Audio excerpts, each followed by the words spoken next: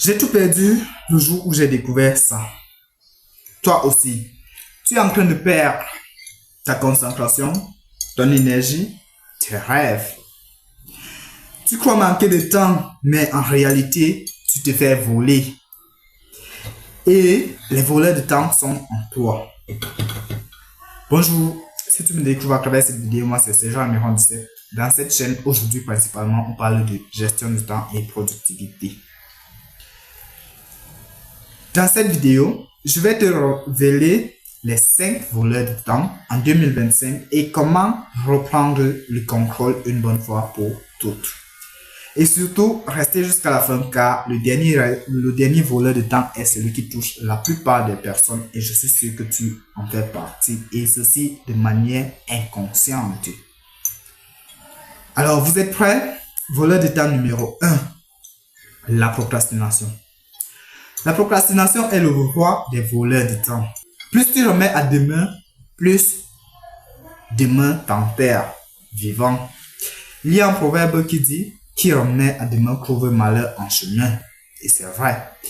Alors, tu dis « Je le ferai plus tard », mais plus tard devient jamais. Donc, tu finis par ne rien faire. Tu remets l'appel, l'étude, l'action qui pouvait changer ta vie et ça s'accumule jusqu'à l'échec. Alors, pour lutter contre la procrastination, voici 3 solutions que je te propose.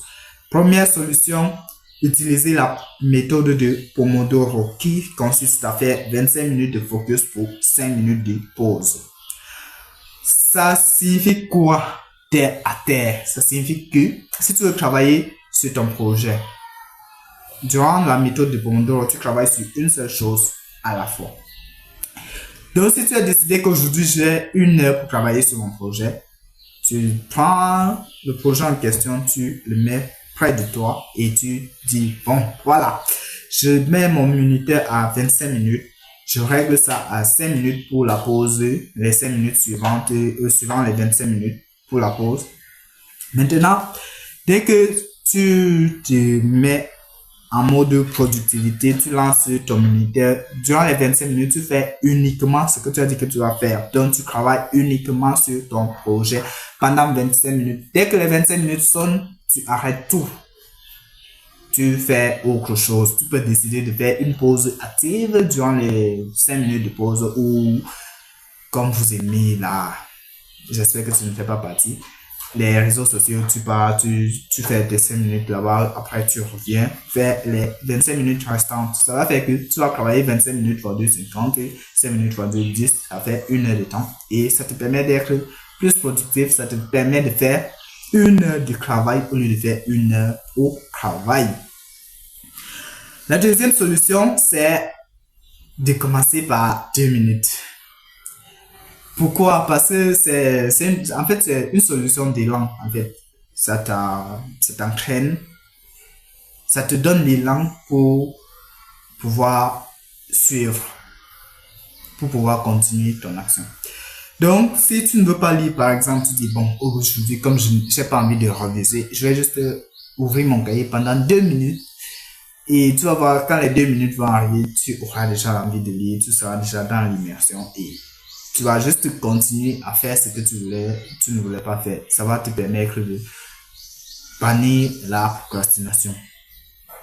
La troisième et dernière solution, c'est quoi? C'est se fixer les deadlines non négociables.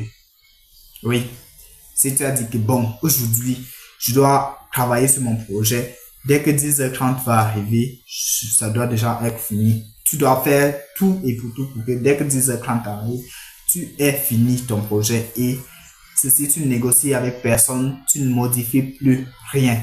Tu dois réaliser ce que tu as dit que tu vas faire, comme tu as dit que tu le feras. Alors, pour ceux qui veulent bannir définitivement la procrastination, ma vidéo la procrastination, ça suffit, est faite pour vous. Donc, je vous recommande vivement de la voir après avoir vu cette dernière. Mais parfois, même quand tu travailles, tu perds du temps sans même t'en rendre compte. Volet de temps numéro 2, le multitâche.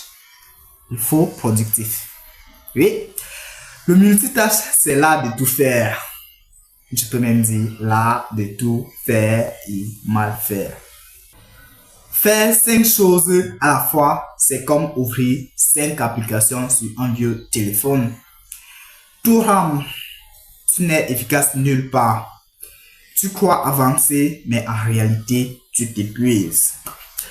Le multitâche, généralement, c'est la méthode du faux productif. On croit tout faire, mais on finit par ne rien faire du tout. Alors, pour lutter contre le multitâche, voici 3 solutions que je te propose. La première solution, il faut appliquer la règle du one thing. One thing, c'est une seule chose à la fois. La règle du one thing, c'est une seule chose à la fois. Donc, tu dois être capable de faire une seule chose à la fois. La deuxième proposition, la deuxième solution, c'est quoi? C'est utiliser un agenda digital. Vous pouvez décider d'utiliser Notion ou Google Calendar. Ça dépend de vous. La troisième et dernière chose, vous devez utiliser les blocs des pages horaires par type d'activité. C'est quoi un bloc de page horaire? Un bloc de plage horaire, c'est tout simplement dire, bon, voilà, aujourd'hui, je dois lire, contacter le client, travailler sur mon projet et faire les travaux ménagers. Lire, contacter le client, travailler sur le projet, on peut regrouper, on peut dire que de 11h à 12h, je vais lire, de 15h à 16h, je vais contacter le client et de 18h à 19h, je vais travailler sur mon projet. Voilà, vous avez mis les blocs de plage horaire. C'est comme ça que ça se passe. Le multitâche, c'est souvent la conséquence de quelque chose de pire. Une communication mal gérée. Troisième volet de temps, la communication inefficace. Mal communiquer, c'est 2 fois plus de travail. Combien de fois tu envoies 5 messages au lieu d'un appel clair? Combien de réunions où il n'y a ni objectif ni action concrète? Tu travailles mais tu tournes en rond. Voici 3 solutions que je te propose pour lutter contre la communication inefficace. La première solution, c'est de préférer les messages structurés plus concis. Vos messages doivent être structurés et concis. La deuxième solution, c'est utiliser les outils comme Loom ou des mémos audio bien faits. La troisième et dernière solution, c'est de prendre l'habitude de clore chaque échange avec une action claire et concrète. Mais il y a des ennemis encore plus sournois. Ils ne te volent pas que ton temps, mais aussi ta paix. Volet de temps numéro 4. Les distractions et interruptions. La concentration est le nouveau super pouvoir. Citation de Cal Newport. Ton cerveau n'est pas un interrupteur. À chaque fois qu'on te coupe, tu perds plus de 20 minutes à retrouver ta concentration. Et ce bruit constant t'empêche de créer, de penser et même d'avancer. Alors, pour lutter contre des interruptions et des distractions, voici 3 solutions que je te propose. Première solution, il faut activer le mode ne pas déranger durant tes sessions. Donc, tu prends ton téléphone, ton ordinateur, tu actives le mode ne pas déranger.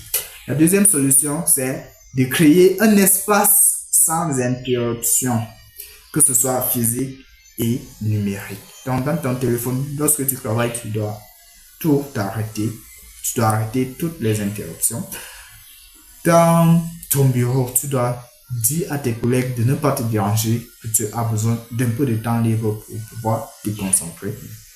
La troisième solution, c'est de programmer les réponses, les temps de réponse.